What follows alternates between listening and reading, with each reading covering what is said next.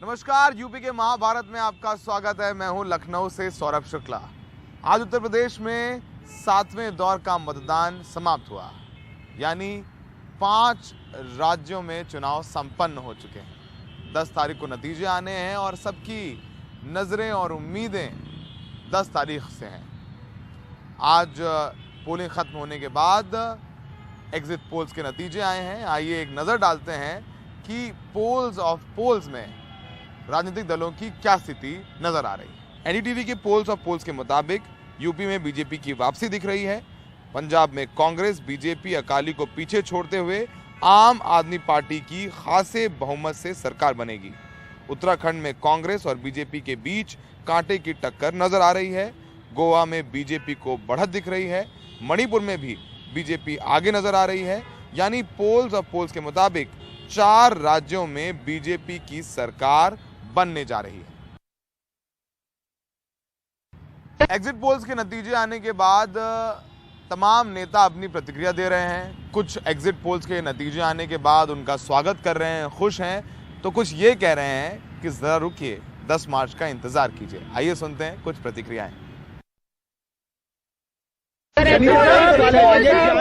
आदमी पार्टी की सरकार बन रही है। सारे एग्जिट पोल में आम आदमी पार्टी की सरकार बन रही है। अब ये जो है बक्से ही बताएंगे कि क्या होना है, तो इंतजार कीजिए 10 तारीख तक। सभी एग्जिट पोलों में भारतीय जनता पार्टी की स्पष्ट बहुमत की सरकार बनती हुई दिखाई दे रही है। जितने भी एग्जिट पोल जो निष्पक्ष रूप से आए हैं, किसी में 45 सीटें, किसी में 47 सीटें, किसी में 43 सीटें, अलग अलग सबके अनुमान आए हैं। लेकिन मेरा मानना है कि जब नतीजे आएंगे तो इससे कहीं ज्यादा आने वाले हैं और प्रचंड बहुमत की सरकार बनने वाली है। हर एक नेशनल चैनल पे अलग अलग एग्जिट पोल दिखा रहे हैं। कुछ चैनल पे भारतीय जनता पार्टी को 18 से लेके 22 सीट तक भी दिखा रहे हैं। कुछ पोल्स पे यानी कांग्रेस को 20 सीट्स दिखा रहे हैं, 25 सीट्स भी दिखा रहे हैं। लेकिन ग्राउंड रियलिटी गोवा वालों को पता है और इलेक्शन के दिन के वक्त यानी ग्राउंड लेवल पे जो सिचुएशंस थी वो हमें मालूम है, जो कैंडिडेट्स थे उन सब लोगों को मालूम है। इसी के ऊपर मुझे पूरा विश्वास है और पूरा भरोसा है कि भारतीय जनता पार्टी फिर से एक बार यानी मेजोरिटी के साथ यहाँ पे जीत के आ रही है और मेजोरिटी से सरकार बना रही है। 7वें दौर में गाजीपुर की जहूराबाद सीट पर बड़ी दिलचस्प लड़ाई है। ये लड़ाई है 2 पूर्व मंत्रियों के बीच। ओपी राजभर जो बीजेपी सरकार में मंत्री थे, अब सपा से चुनाव लड़ रहे हैं, और शादाब फातिमा जो सपा सरकार में मंत्री थी और बसपा से चुनाव लड़ रही हैं। हमने आज उन दोनों से बात की और दोनों अपनी जीत के दावे कर रहे हैं। आइए सुनते हैं। हमारे विधानसभा में यहाँ की जनता चुनाव लड़ रही है और जिम्मेदारी हमको दिया था कि पूर्वांचल में जो बीजेपी के द्वारा पैदा किए गए आवारा पशु हैं, जिसको हम अपनी भाषा में ललका सांड कहते हैं, उसे निजात दिल पाने के लिए किसान परेशान, आम आदमी रोड पे परेशान, और प्रदेश में जो महंगाई की मार से लोग त्राहिमाम कर रहे हैं, तो हम लोगों ने जैसे जनता के बीच में यहाँ बताया कि हम घरेलू बिजली का बिल माफ़ कर देंगे, तो लोगों ने कहा कि जहूराबाद से नहीं होगा, हाँ ये जाइए आप बाहर और बाहर ज़्यादा से ज़्यादा सीटें जितवाइए, सरकार बनेगी तभी हो सकता है। चुनाव क्लियर हो गया है, सरकार बनने जा रही है और जहां आप जिस जिले में खड़े हैं, इस जिले की 7 सीट जीतने जा रहे हैं। बलिया की 7 जीतेंगे, मऊ की 4 जीतेंगे, आजमगढ़ की 10 सीट जीतेंगे और अम्बेडकर नगर की 5 सीट जीते। खाता नहीं खुलेगा। ये लड़ाई कोई नई नहीं है ना। लोग ये कहते हैं कि ये हॉट सीट है। मैं नहीं जानती कि कितनी हॉट सीट है और कितनी नहीं है, लेकिन ये ज़रूर जानती हूँ कि माननीय ओम प्रकाश राजभर जी जो बड़े अच्छे लगते हैं, पियरी में पियर के चच्चा हैं, उनके मुंह में ये जहूराबाद सीट हॉट पोटैटो के रूप में ज़रूर फंस गई है, जिससे ना ये उगल पा रहे थे ना निगल पा रहे थे। और जहाँ तक सवाल है कि कैसे देखते हैं, कैसे क्या देखना है, मेरा इनका कोई पहली बार थोड़ी आमना सामना हुआ है। 2012 में हो चुका है और ये तीसरे स्थान पर गए थे। बहुत लंबी हार थी, 30,000 से ऊपर की। और मैं आपको विश्वास दिला सकती हूँ कि 2022 में 2012 का इतिहास दोहराया जाएगा। और सिर्फ मैं ही नहीं, गाजीपुर में ज्यादा से ज्यादा विधायक जीत करके जाएंगे और आप बिल्कुल बसपा के जीत के जाएंगे और बसपा की पूर्ण बहुमत की सरकार पूर्व मुख्यमंत्री माननीय मायावती जी के नेतृत्व में 5वीं बार बनेगी, निश्चित रूप से बनेगी। उत्तर प्रदेश के 7वें दौर के मतदान में हमने ग्रामीण इलाकों में वोटरों से बात की और टटोला कि क्या पूर्वांचल में विकास के मुद्दों पर जाति हावी है। आइए सुनते हैं ये बातचीत।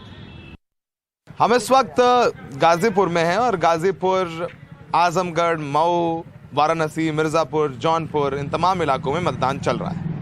सबसे बड़ी बात यह है कि जो मतदान हम देखते हैं पश्चिमी उत्तर प्रदेश में, जहां पर तमाम मुद्दों पर धर्म हावी रहता है, वहीं पूर्वांचल में तमाम मुद्दों पर जाति हावी रहती है। कुछ लोग हैं हमारे साथ, उनसे बात करते हैं। आप इधर आइए, आपका नाम बताइए। सर, हमारा नाम सचिन जायसवाल है। जायसवाल, आप बनिया बिरादरी से हैं और जाति बहुत महत्वपूर्ण है, सच बात है। जी बिल्कुल। क्या लग रहा है, क्या मुद्दे हैं इस चुनाव में आपके? सर, सबसे पहले तो जो हमें है निष्पक्ष भर्ती चाहिए। कोई भर्ती अगर हो रही है तो आप देखेंगे कि ओबीसी वर्ग का जो है बहुत ही सीट जो है सवर्णों को दिया जा रहा है। आप समझ लीजिए बहुत नुकसान हो रहा है ओबीसी का। एक समाज को अनदेखा करने के चक्कर में 75 बिरादरी के लोग जो है कि अनदेखा कर रहे हैं लोग। 75 बिरादरी को अनदेखा? बिल्कुल सर, समझ लीजिए भाजपा जो है सिर्फ सवर्णों की पार्टी है। सवर्णों की पार्टी है, खुले आकार कह रहे हो। आपका नाम बताओ। इमरान अहमद है सर हमारा। इमरान, क्या लग रहा है, क्या मुद्दे हैं? लग रहा है कि सपा की सरकार 100% में 80% सपा की सरकार। आप? एकदम सपा की सरकार एकदम। नाम बताओ। राहुल यादव। हाँ, मर्दा से हूँ। वो बोलते हैं कि जो सपा है यादव और मुसलमान जो है पार्टी, बीजेपी वाला नैरेटिव है। पूछ लीजिए कि यादव मुसलमान एम वाई करते हैं। इसमें सभी हर जात के, हर वर्ग के लोग हैं। हर वर्ग के लोग यहाँ साथ हैं और हर वर्ग के लोग सपा के साथ हैं, चल रहे हैं। अच्छा, वोटिंग पुलिंग हो रही है। और बात करते हैं। सर, आपका नाम बताइए। मेरा नाम सर्वेश अख्तर है। सर्वेश जी, क्या लग रहा है चुनाव में, क्या मुद्दे हैं? मुद्दे हैं सर, महंगाई, बेरोजगारी और ये जो बैकवर्ड की जो सीटें हैं उसको सवर्णों को दे देना। हाँ। क्या लग रहा है? बिल्कुल, लड़ाई काटे किया सही है। कहीं ना कहीं विकास जाति समीकरण से पीछे हो जाता है। इसका उदाहरण कहीं ना कहीं हो जाता है। इसका उदाहरण गाजीपुर लोकसभा चुनाव मनोज सिन्हा जी हैं। गाजीपुर में पूछिए 2 साल में सांसद जी का ईंटा रखे हैं क्या? 2 साल हो गया लोकसभा चुनाव बीते, कोई सांसद जी का ईंटा दिखा दे। और मैं दावा के साथ कहता हूँ सिन्हा जीते होते तो अंदऊ से फ्लाइट उड़ गया होता। ये उनको भी पता है। की सरकार अच्छी थी लोकसभा में जब मनोज सिन्हा यहाँ से बिल्कुल, गाजीपुर विकास रुक गया है। कोई बता दे यहाँ पे तो नहीं। ठीक है, ये बात सही कह रहे हैं आप। तो यही जाति समीकरण तो बीजेपी ने बैठाया था। राजभर जी को समाजवादी पार्टी से पहले वो भाजपा के साथ थे, अमित शाह उनको लेके आए, दारा सिंह चौहान को लेकर के आए। साधा तो उन्होंने राजभर वोट। जाति समीकरण कहीं ना कहीं विकास से पीछे हो जाता है। लेकिन पूछिए क्या 17 के बाद बिजली मिला कि नहीं दुगना उससे, सपा बसपा की सरकार से? अच्छा, ठीक है। सबसे अच्छी चीज ये है लोकतंत्र की खूबसूरत तस्वीर। सब अपना मतदान करके आए हैं, सबके अलग विचार मतभेद हो सकते हैं लेकिन मनभेद नहीं है। मनभेद तो नहीं है ना? देखिए, तो यही अच्छी मर्दा ऐसी जगह है कोई मनभेद नहीं होता है। हमारा लंच बॉक्स इस बुध का एजेंट खाता है, इसका लंच बॉक्स हम खाते हैं। दोनों लोग अपोजिशन के। ये देखिए, यही बात है खूबसूरती है लोकतंत्र की। तमाम मुद्दे हैं, सोच अलग अलग है लेकिन विचार एक है, वो है इंसानियत। चुनाव के बाद सब अपने अपने रास्ते, और यही खूबसूरती है। तो फिलहाल गाजीपुर में सहयोगी विनीत कुमार के साथ सौरभ शुक्ला, NDTV इंडिया।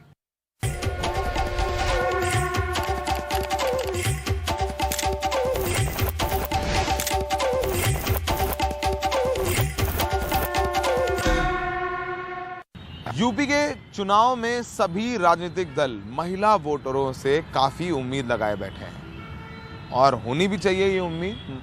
खासकर ग्रामीण इलाकों में महिलाएं चुप रहती हैं। हमने कोशिश की कुछ महिलाओं से बात कर और ये जानने की कोशिश की कि वो किस आधार पर मतदान कर रहे हैं। आइए सुनते हैं। आपका नाम बताइए। उषा जी, आप वोट डाल के आई हैं, क्या मुद्दे हैं आपके, क्या चाहिए? मुद्दा तो यही है कि हर एक चीज, खाने वाला चीज जो सामग्री है वो सस्ता हो जाए।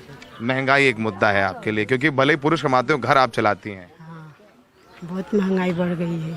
सरसों का तेल महंगा हो गया है, हर एक चीज महंगा है। आपको लगता है कि सस्ता होनी चाहिए, महंगाई आपके लिए एक मुद्दा है। हमारे नाम साधना देवी है। साधना जी, वोट डाल के आई? नहीं, अभी नहीं दिया। जा रहे नंबर नहीं मिल रहा है। अच्छा, ठीक है, जाएंगे वोट देने। क्या मुद्दे हैं आपके? हमारे यही है कि महंगाई इतनी बढ़ गई है कि गरीब आदमी कैसे जिएंगे, खाएंगे। क्यों? सरकार राशन दे रही है मुफ्त? राशन मिल रही है, ये बात नहीं है, राशन मिल रही है, और तेल उल इतना महंगाई हो गई है कि मैंने गरीब आदमी को खरीदने में बहुत समस्या हो।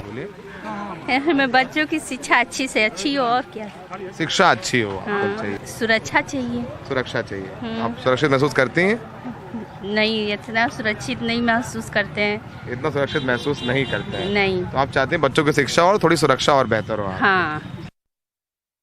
यूपी के महाभारत में आज के लिए इतना ही। देश दुनिया की तमाम खबरों के लिए बने रहिए एनडीटीवी इंडिया पर।